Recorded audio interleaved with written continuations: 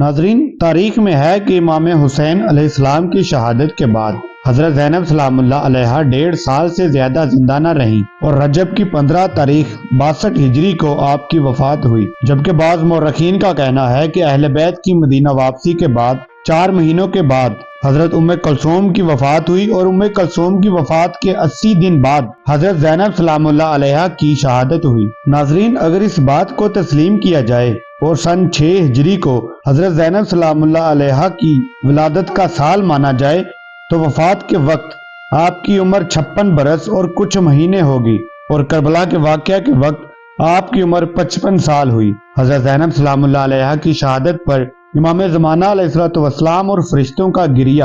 مرحوم آیت اللہ سید نور الدین جزائری اپنی کتاب الخصائص الزینبیہ میں تحریر فرماتے ہیں کہ عالم محدث خیبر شیخ محمد باقر قائنی صاحب اپنے کشکول میں، جس کا نام سفینۃ القماش ہے،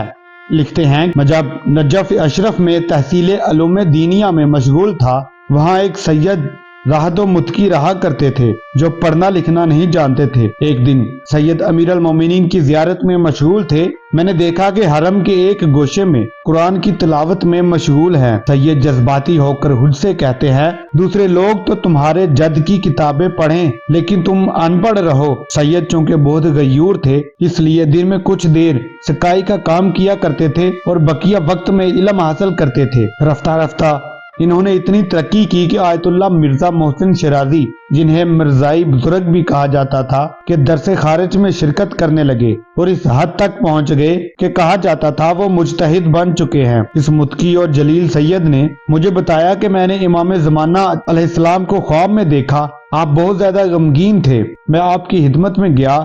سلام کرنے کے بعد عرض کیا کہ آپ اس طرح غمگین کیوں ہیں؟